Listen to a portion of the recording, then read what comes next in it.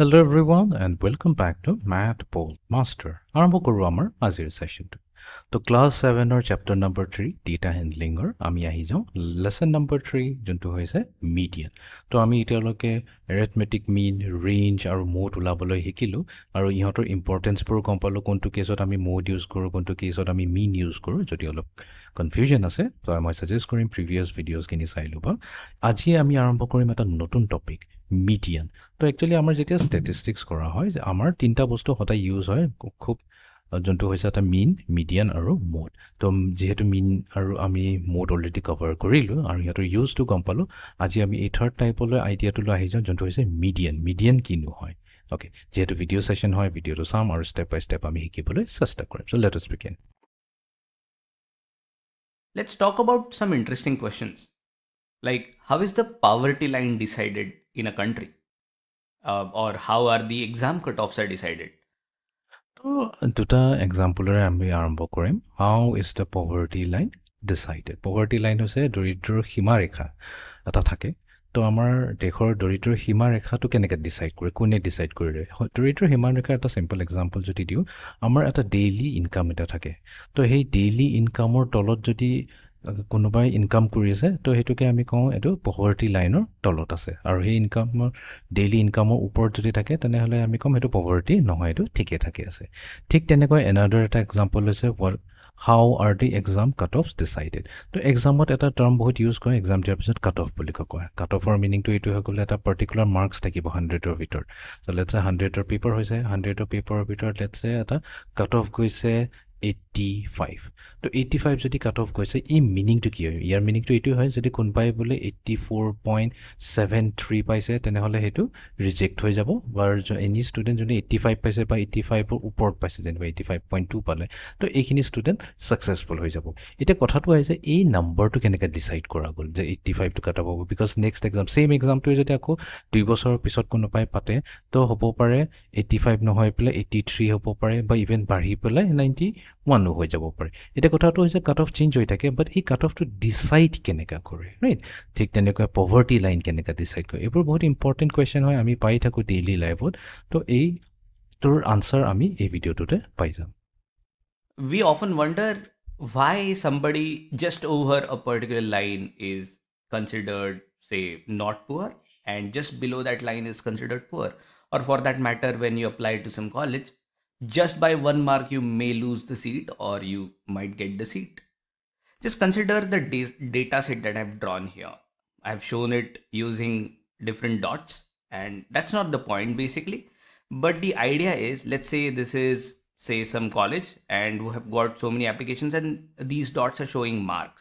Let's just say these are marks, and the college wants to segregate and just divide the data into two, so that, say, a line like this, a vertical line like this, and everybody on the left of that line doesn't get the seat, doesn't get the seat, and everybody above the line gets the seat, or probably is considered for the next round, gets the seat.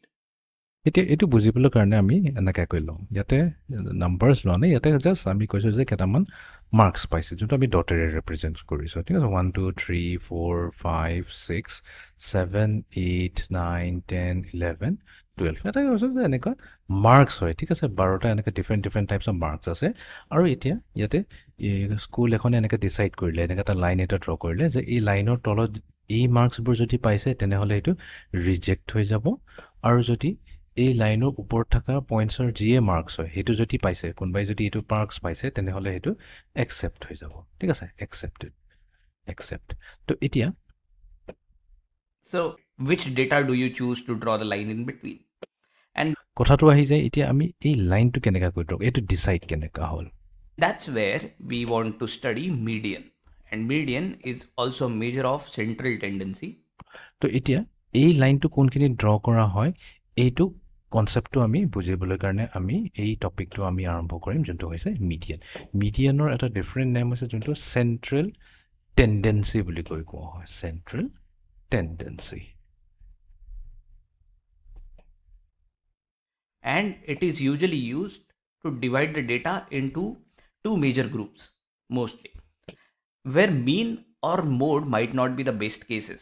Just তো median use কৰি পেলাই আমি কি কৰোঁ, আমাৰ তাত এটা huge data set থাকিব, সেই ডেটা ছেটটোক আমি দুটা গ্ৰুপত ডিভাইড কৰোঁ। এনেকুৱা নহয় কি ইকুৱেল। তো ইয়াতে দেখাই গৈছে, আমি যদি এই ৰেড লাইনৰ লেফ্ট ছাইডে চাওঁ বেছি আছে আৰু ৰেড লাইনৰ এইফালে চাওঁ কম আছে।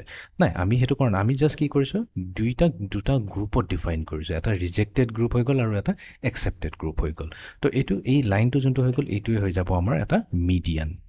Consider if these are marks, and if I decided that I'll consider the mean of the marks, but let's say this student here at the top just scored way more than everybody else, so the mean would move upwards. So mean probably will be somewhere here, and there is a chance that if I decide the mean, everybody above mean gets to the next round and everybody below that doesn't get. Then there is a risk of losing out on many good candidates. And if the same thing happens at the lower level, that this student has scored way lesser, then mean might move to the left and this could be the mean, and we might lose on to like we might just get through a lot of students and we will have to consider a lot of students in the next round. তো এতিয়া কথাটো হৈ যায়, আমি ইয়াতে এই divide কৰিবৰ কাৰণে দুটা গ্ৰুপ বনাবৰ কাৰণে আমি মিডিয়ানে কেলি ইউজ কৰিছোঁ। আমিতো মিনো ইউজ কৰিব পাৰিলোহেঁতেন। মিনত এটা প্ৰব্লেম আছে। তো লেটছ চে আমি চেম ডেটাটো লৈছোঁ 1 2 3 4 5 1 2 3 4 5 6 7 8 1 2 3 4 5 6 7 8 9 10 11 12 ঠিক আছে। তো এনেকুৱা আছে। চ' লেটছ চে মিন এতিয়া কি হয়, মিন সদায় ফিক্স নাথাকে। মিনটো ডিপেণ্ড কৰে মাৰ্কছৰ ওপৰত, ঠিক আছে। যদি মিনটো ডিপেণ্ড কৰে মাৰ্কছৰ ওপৰত, তো আমি জেনেৰেলি জানো মিনটো আমাৰ মাজতে থাকিব লাগে, ঠিক আছে, মাজতে ইউজুৱেলি থাকিব লাগে। বাট যদি কোনোবাই এইটোত যদি চবতকৈ বেছি মাৰ্কছ পাই গ'লে, মানে এই ইয়াতে চবতকৈ হায়েষ্ট মাৰ্কছটো পাই গ'লে আৰু ইয়াতে আৰু হায়েষ্ট মাৰ্কছ পালে, তো তেতিয়া কি হ'ব পাৰে, মিনটো শ্বিফ্ট হ'ব পাৰে, ঠিক আছে। মিনটো এই ৰাইট ছাইডলৈ শ্বিফ্ট হ'ব। আৰু যদি কোনোবাই কম মাৰ্কছ পালে, তো কম মাৰ্কছ বেছিভাগ ষ্টুডেণ্টছে যদি কম মাৰ্কছে পায়, ইভেন দো এইকেইটা যদি হায়েষ্ট পাইছে, বাট যদি এই মেক্সিমাম ষ্টুডেণ্টছে যদি কম মাৰ্কছ পাইছে, তেনেহ'লে আমাৰ মিনটো কি হ'ব, এইফাললৈ যাব, লেফ্ট ছাইডলৈ শ্বিফ্ট হ'ব। এতিয়া এই মিন, এইটো আমি মিন বুলি কৈছোঁ মই বুজাবৰ কাৰণে। তো মিনটো যদি এইটো হিচাপত যদি আমি লৈ পেলাই আমি কম ষ্টুডেণ্টছৰ মাৰ্কত যদি আমি ইয়াতে ডিভাইড কৰোঁ, তেনেহ'লে প্ৰব্লেম কি হয়, ছিটটোতো আমাৰ মিনিমাম থাকে। তো আমি ক'লোঁ যে বোলে এইটো আমাৰ দুটা গ্ৰুপত আমি ডিভাইড কৰি দিলোঁ। ডিভাইড কৰি দিয়াৰ লগে লগে বোলে ইয়াৰ ওপৰখিনি চিলেকশ্যন হৈ গ'ল, এইখিনি তলৰখিনি ৰিজেক্ট হৈ গ'ল। তো দেখাটোতো বহুত ভাল লাগে, বা বহুতখিনি ইয়াতে ষ্টুডেণ্টে চিলেকশ্যন পাই গ'ল। বাট প্ৰব্লেম কি হৈছে, আমাৰ ছিট কম থাকে, ৰাইট। ছিটটোতো আমাৰ লিমিটেড নাম্বাৰ অফ ছিট থাকে, তো আমি বেছি ষ্টুডেণ্টো ভৰাব নোৱাৰোঁ। তো সেইকাৰণে আমি ইয়াতে এই মিনটো ল'ব নোৱাৰোঁ। নেক্সট, এইটো নলৈ পেলাই আনটো কেছ যদি লওঁ, আনটো কেছটো আমি এইটো কৈ আছোঁ য'ত আমাৰ মিনটো এইখিনিত আছিলে, হায়েষ্ট এইখিনিত যদি মিন আছে, আমি এনেকুৱাকৈ ডিভাইড কৰি দিওঁ। তো ডিভাইড কৰি দিয়াৰ লগে লগে এতিয়া কি হৈছে, ইমানখিনি ষ্টুডেণ্টছ ৰিজেক্ট হৈ যাব, ইমান কমখিনি ষ্টুডেণ্টে পাই যাব। প্ৰব্লেম কি হৈছে, কেতিয়াবা ইয়াতে এটা দুটা ভাল ষ্টুডেণ্টো থাকিব পাৰে। এই দুটাওতো ভাল ষ্টুডেণ্টে আছিলে, অলপৰ কাৰণে আমি কম যে অলপৰ কাৰণে ৰিজেক্ট হয় কেলে। তো সেইকাৰণে এই মিন যদি আমি ইউজ কৰোঁ, ইয়াতে প্ৰব্লেম হৈ যায়। তো সেইকাৰণে আমি মিনৰ কনচেপ্টটো ইউজ নকৰোঁ এই দুটা গ্ৰুপত ডিভাইড কৰিবৰ কাৰণে। চ' ইয়াতে মিডিয়ানটো বেছি ইম্পৰ্টেণ্ট হৈ যায়। So my objective is to select just half of the students above some median mark so that I can limit the applications. Let's see how we can do this. So to formally define median, we can say median is the observation in the data set where half of the observations are above it and rest half of the observations are below it. And this is basically the definition, formal definition for the median. তো এতিয়া মিডিয়ানৰ ইয়াতে definition এটা আমি use কৰিম।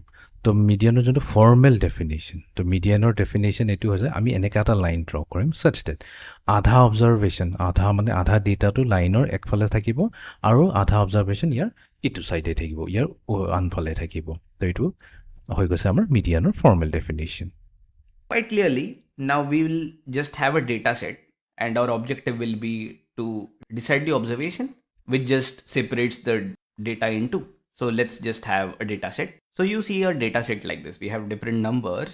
And now the question is, can I just draw a line somewhere and say, okay, these are the half observations.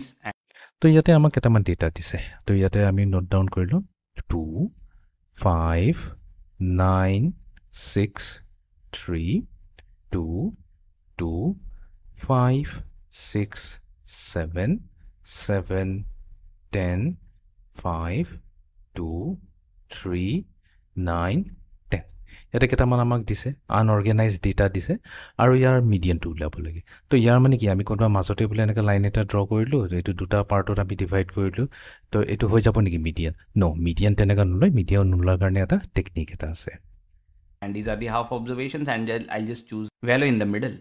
No, that's not a correct way to do this. And we'll have to modify this definition of median that we just wrote.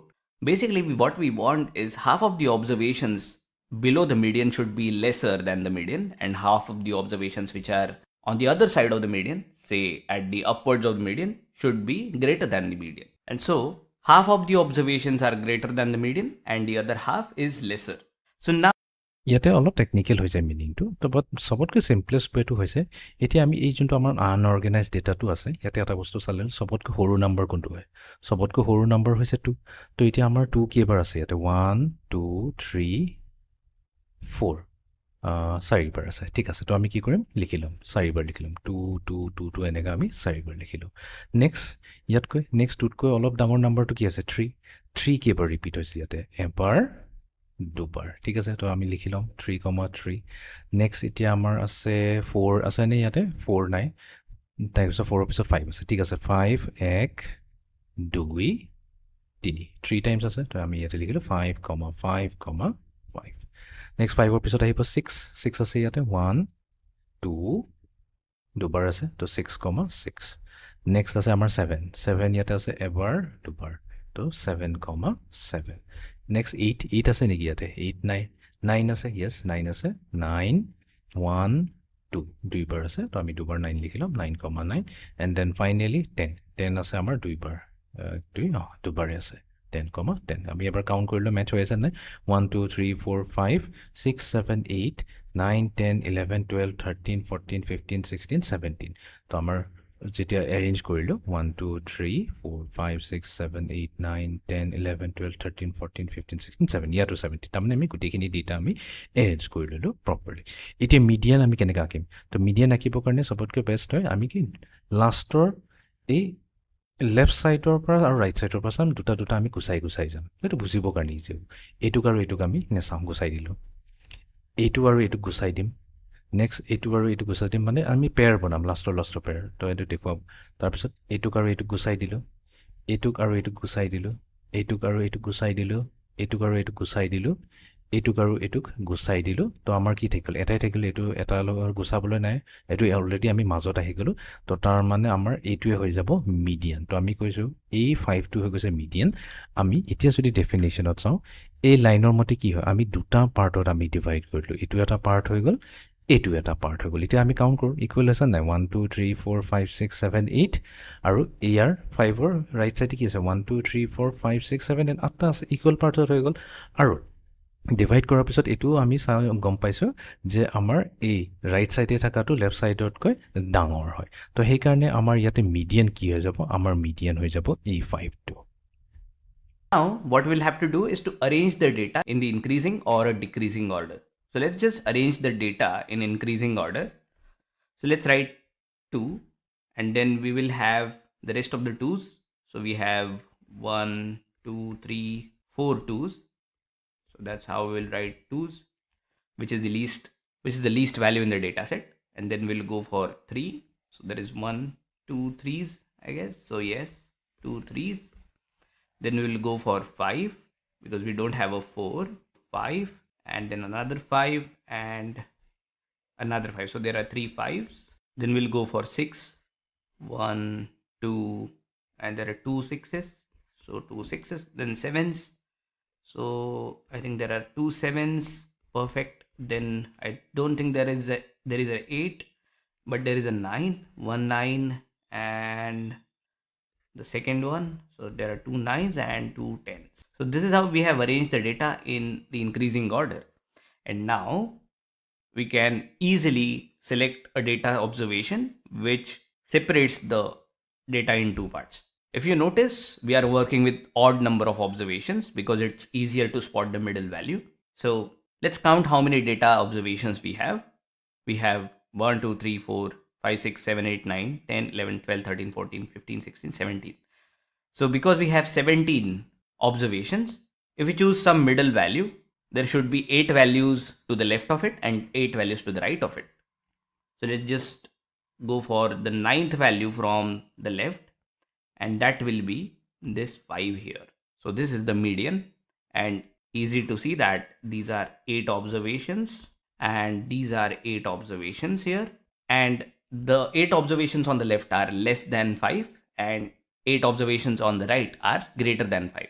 And this তো আমাৰ সব definition আছে half of the observations are above it. Above 5 হৈ গ'ল, half of the observation, এই 8টা observation এই 5 ৰ ওপৰত হৈ গ'ল, and rest half of the observations are below it. আৰু বাকিখিনি যোনটো rest half বুলি কৈছে, বাকি 8টা কি হৈছে ইয়াৰ তলত আছে, are greater than and half of the observations are greater than the median and the other half is lesser than the median. আৰু বাকি যিবোৰ observation হ'ব এই medianতকৈ ডাঙৰ হ'ব, right left side থকা কিটা medianতকৈ সৰু হ'ব.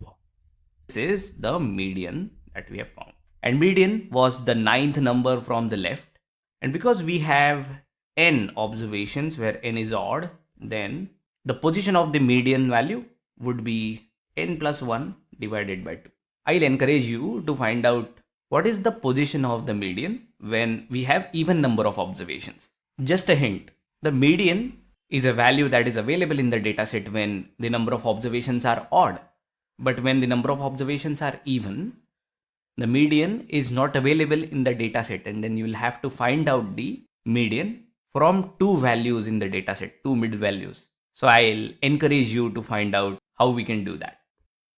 তো ইয়াতে এটা টেকনিক এটা আছে, এইটো যেহেতু আমি লাষ্টৰ পৰা এনেকৈ মাইনাছ কৰিলোঁ, এইটো মই চবতকৈ বেষ্ট বুলি কৈ ভাবোঁ, বিকজ এইটো কৰিলে আমাৰ কি হয় সদায় আমাৰ কাৰেক্ট মিডিয়ান ভেলুটো আহি যায়। বাট ষ্টিল আমি কি কৰিব পাৰোঁ, আৰু এটা মেথমেটিকেল টেকনিক আছে। তো আমাৰ অবজাৰভেশ্যন কি আছে, তো নম্বৰ অফ অবজাৰভেশ্যন হৈছে লেটছে এইটো আমি স্মল এনেৰে ডিনোট কৰিছোঁ। দেন মিডিয়ানৰ পজিশ্যনটো কি হ'ব, মিডিয়ান ওলোৱাৰ পজিশ্যনটো হৈ গ'ল n medians position বুলি কৈ দিওঁ, ঠিক আছে। মিডিয়ান নহয়, মিডিয়ান ওলোৱাৰ পজিশ্যনটো হৈ যাব n plus 1 by 2, এই পজিশ্যনটোৱে হৈ যাব। আৰু এতিয়া n কিন্তু হ'ব লাগিব অড হ'ব লাগিব দেই, অড হ'লেহে আমি এইটো উলিয়াব পাৰোঁ, এই ফৰ্মুলাটো ইউজ কৰিব পাৰোঁ।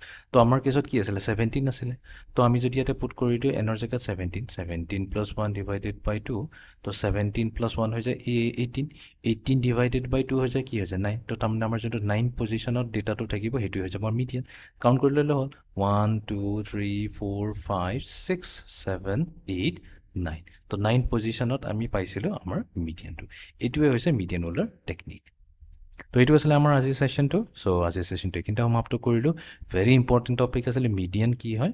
তো আজিৰ ছেশ্যনটো এইখিনিতে সমাপ্ত কৰিলোঁ। See you in the next session. Thank U.